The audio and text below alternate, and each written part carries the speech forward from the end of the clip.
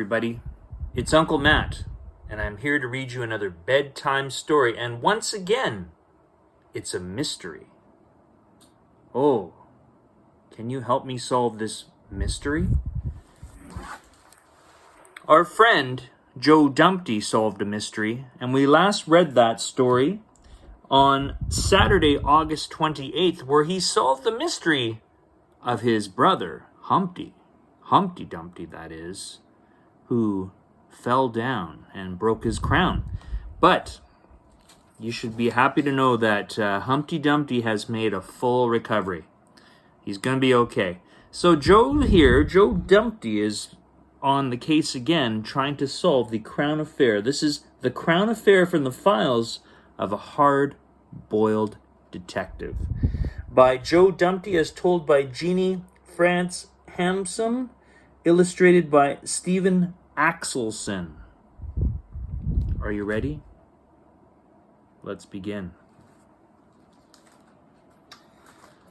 As you can see here in the map, we'll zoom in a little bit. This is Mother Goose Land, and some of the highlights in Mother Goose Land are the Jack and Jill Play Care Center. And I always like the old woman who lives in the shoe, that house there. It's a pretty nice house. Well, we got the farmer in the Dell's house, and of course, wow, it's really grown, the downtown Gooseland. Wow, I think they even have public transit now in there. It's so busy.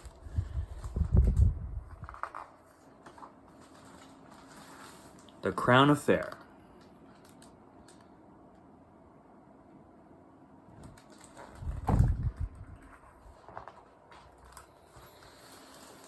Here we go. Jack and Jill went up the hill to fetch a pail of water. Jack fell down and lost his crown. Wow. And that's where I come in. Who am I? I'm Joe Dumpty, private investigator. You can see here he's in downtown Gooseland. He has his own shop there. It's going ring ring inside the shop, and it's at the Joe Dumpty's private investigator office. I'm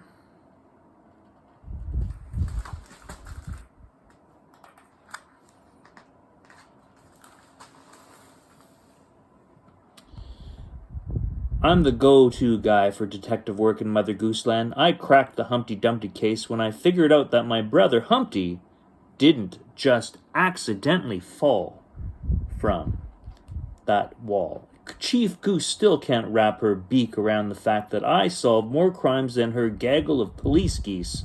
So, it must have ruffled her feathers when Jill gave me a jingle. Oh, here we go. Zoom in. Joe Dumpty here is saying, "What's crackin', Jill?" And Jill goes, "Meet me at the hill." So, Jack's crown is missing, Jill said. Chief Goose thinks he just lost it, but I'm sure someone took it. But I'm sure someone took it. If that crown isn't found by 2 o'clock today, the Gooseland Games will be canceled. Jill sighed. I told Jack not to wear the crown except on special occasions. Will you take the case, Joe?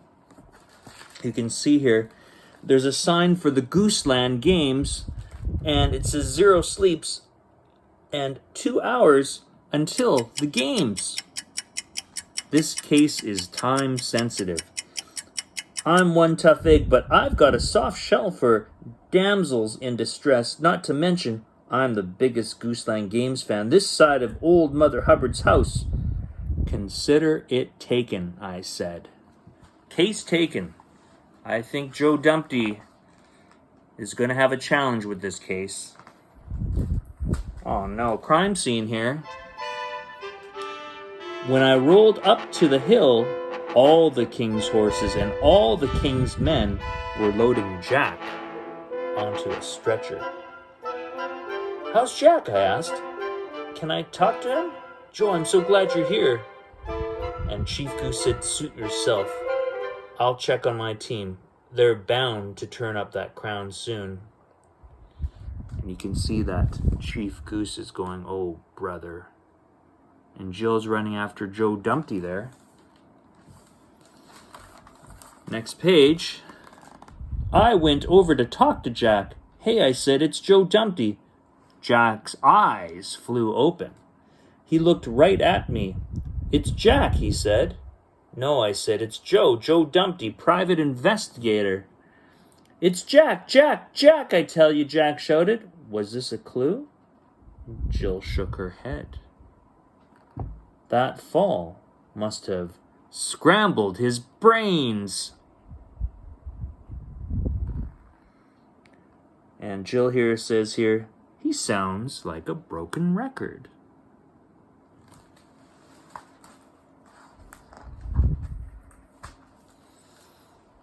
How? I hate that word scrambled, but I'm hard-boiled enough not to show any reaction. I pulled out my notebook. Let's take it from the top, Jill. Jack and I went up to the hill, Jill said, but all of a sudden, there was this boom, boom, boom overhead. The ground shook, and Jack and I both fell down. When did you notice that the crown was missing, I asked. Not right away. Jill replied, first I checked on Jack, then I called 911. After that, it's a blur. I was a little dizzy myself. I came tumbling down the hill after, you know.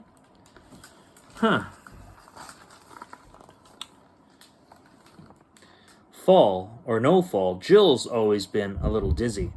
Jill, I said, I need you to focus. Did you see anyone either before or after your fall?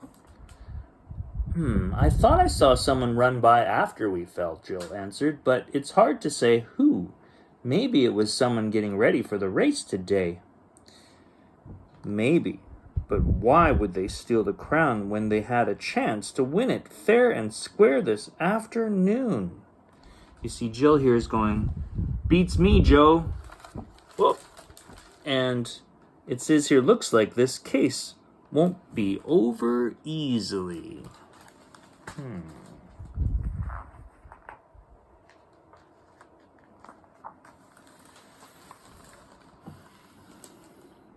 I'm going to lay an egg. If I can't get to the games by 2 to honk the starting horn, Chief Goose interrupted.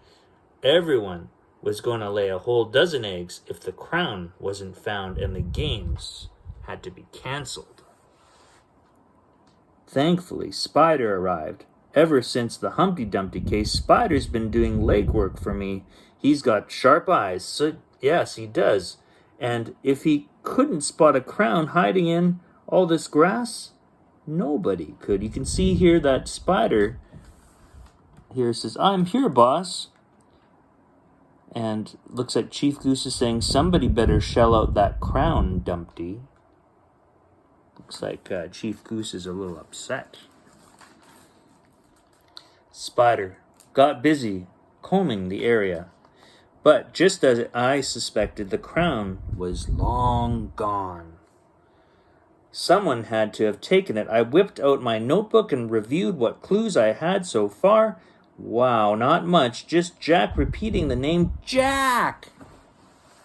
Do you know how many Jacks live in Mother Goose Land? I decided to start with the closest one.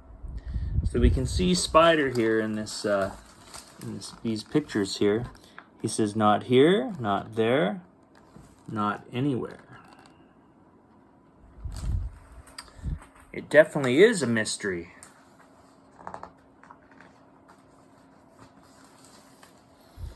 As I approached Jack Sprat's place, I heard 2 people fighting. Could they be fighting about the crown? My yoke trembled as I knocked on the door. It swung open, and there were the Sprats playing tug-of-war with... What is that, I asked. It's a red herring, Jack Sprat said. And you can see in the picture here with the red herring. And the Sprats, you can't have that. You know better. Give that back before I crown you. Crown you? I was about to fry it, but he wants it broiled, Mrs. Sprat added. Jack Sprat could eat no fat. His wife could eat no lean. Apparently, it made it tough for them to agree on how to fix their fish. But they did agree on something. We both felt an earthquake, Jack Sprat said when I asked if they'd seen or heard anything that morning. See anyone? I asked. Not until now, when you showed up, Mrs. Sprat said. You might want to talk to our neighbor, Mr. Sprat said. He is always racing around. I thanked the Sprats and headed next door.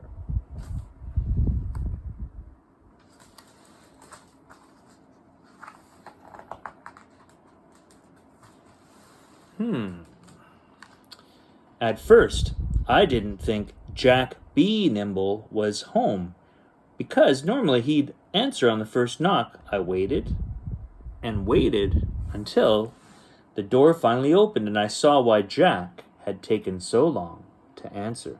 What happened to you? I asked. Jack invited me in. This morning, he said, I was practicing my candlestick jump when this big boom, boom, boom shook the house. I tripped, fell, and hurt my foot. Sounds painful, I said. You don't know the half of it, Jack said. When I landed, I ended up sitting on the candle. Woo! And in the picture here, it looks like Joe Dumpty says, you looked bummed. Because his bum foot and his scorched bottom, Jack wouldn't have been so nimble or quick enough to grab the crown this morning. What do you think that boom was? I asked. Maybe you should ask Jack Hammer, Jack B. Nimble said. He's always building something.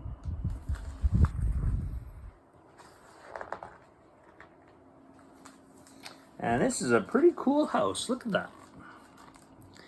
When I knocked on the door of the house that Jack built, a familiar blonde answered. What are you doing here? I asked. I'm house-sitting for Jack Hammer, Goldie said. He's been out of town all week. Out of town? I was running out of suspects unless Goldie knew something or someone. Yes, if you recall from the last story, Goldie was really suspicious. She kind of looks suspicious here too, but we'll see. Where were you around 8 this morning? I asked. Seriously? I never get up before noon, Goldie said, but this morning a loud boom woke me, so I went out for breakfast. The muffin man serves a sweet bowl of porridge. See anyone while you were out? I asked. Yes, I literally ran into a dude I went to nursery school with, Goldie said. Jack, what's his name? He was muttering something about a crown. You might be able to catch him at the Muffin Man. You can see here that Joe Dumpty there says, I'm fried. Another egg joke there. I'm fried. Oh dear. Sure enough, when I go to the Muffin Man's bake shop, there was little Jack Horner sitting in the corner. Word on the street is that Gooseland Games crown's gone missing, little Jack said, and Jill hired you to find it. But I heard that you needed a crown, I said accusingly. Little Jack smiled wide and pointed. Thanks to a cracked tooth from a plum pit, I've already got a crown from the dentist. So you can see here, today's special here at the bake shop is banana muffins and plum pie.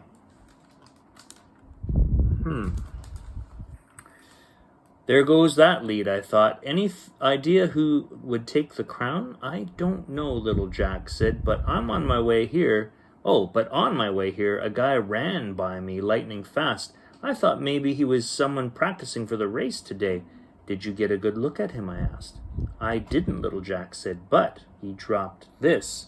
There was only one person who could have dropped this magic bean, but that person wasn't even allowed in downtown Gooseland, not after he'd been caught stealing from the giant. It was time to find Jack Beanstalk. And in this picture here, I don't know beans about this. mystery.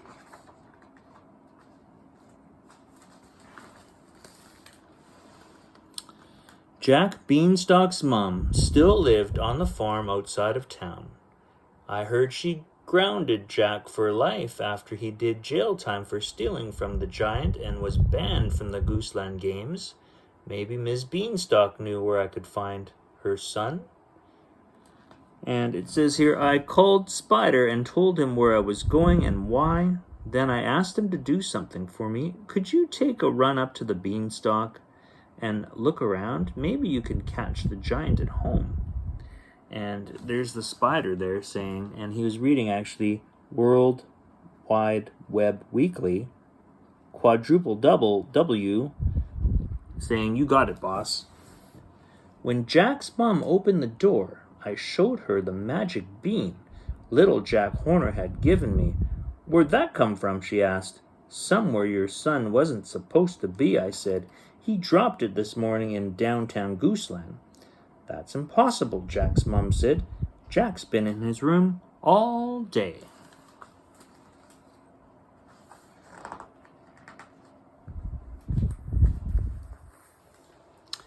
Well, my phone rang as I followed Jack's mom into the house.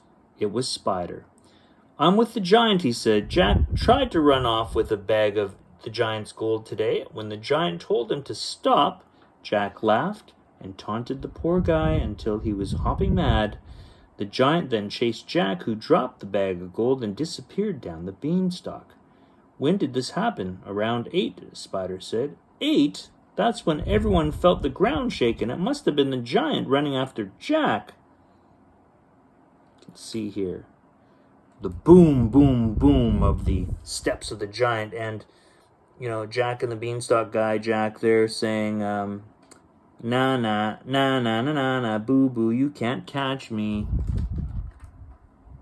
Okay. Next page. Jack wasn't in his room, surprise, surprise. But the window was open. I snuck my head out and looked around. It would be a crime to have to cancel the games on such a bright, sunny day.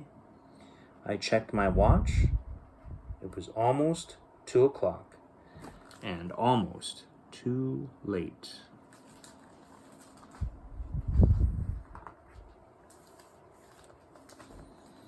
That's when I saw a flash of gold in the trees. Thank you, Mr. Sun. Things were looking up. I called Spider back and told him to hurry over. I pointed out the window. Is there someone or something over there? I asked Jack's mom. Just Jack's old tree house, she said. I raced outside and saw a ladder nailed to the side of a tree. Where was Spider when I needed him? I looked up, and there was Jack Beanstalk. Jack Beanstalk wearing the missing crown. Jack Beanstalk, bring that crown down right now, I shouted. It's not yours. It is now, Jack said. Finders keepers. You can see some signs. Well, you see Joe Dumpty here saying, you poached the crown. And some signs down here, private keep out and no giants. That will keep the giants away for sure. Looking at the signs saying, oh, I better not go there. No giants.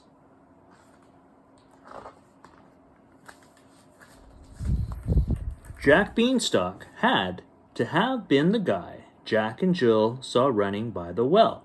And he must have been the one who almost, and almost is the key word, knocked down little Jack Horner. Jack Hill had indeed been trying to clue me in on who'd taken the crown, but I knew there was more to this story. You can see here, recapping that. Jack was warning Joe Dumpty that it was Jack all along. You didn't just take the crown, Beanstalk, I said. You made sure to taunt the giant first to get him to chase you. You knew he'd shake all of Mother Gooseland, and Jack and Jill wouldn't stand a chance on staying on their feet.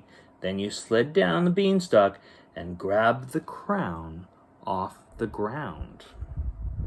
Jack Beanstalk smirked shyly or slyly. Timing is everything.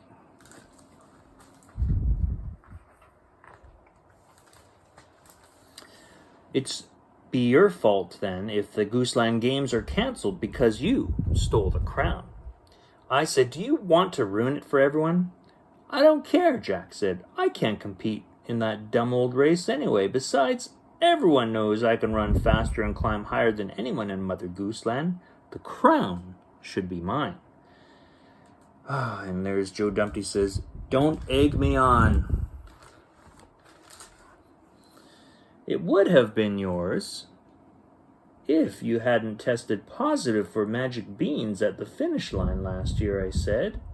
Bring that crown down right now. Come and get it, Jack Beanstalk said. Oh, wait, you can't. You Dumpty boys are scared of heights.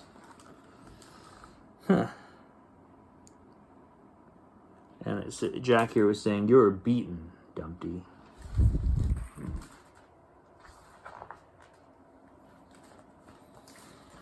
Oh, Spider. Spider says, but I'm not. Soaring onto the scene, I almost laughed. Jack Beanstalk was jumping around like he had beans in his britches. This guy could steal from a giant, but was scared of an itsy-bitsy spider? Oh, boy. The crown slipped off his head. I held out my hat, hoping that my experience as catcher for the Gooseland Gagglers would serve me well. And it looks like Joe did it right. He caught it. Keep your eyes on him, I told Spider. I have to get this crown to Chief Goose before the games are canceled.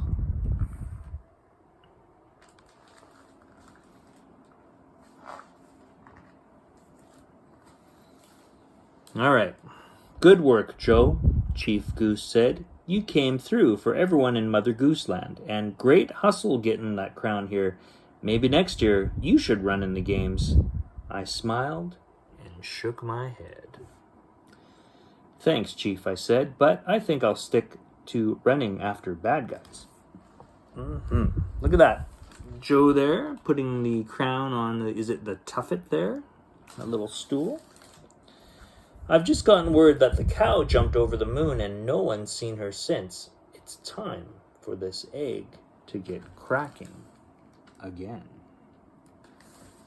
Wow. The end. Another case solved by Joe Dumpty. With the help of his assistant, the Spider. Well, that's all the time we have for this mystery and Uncle Matt's bedtime story. I hope you enjoyed that story.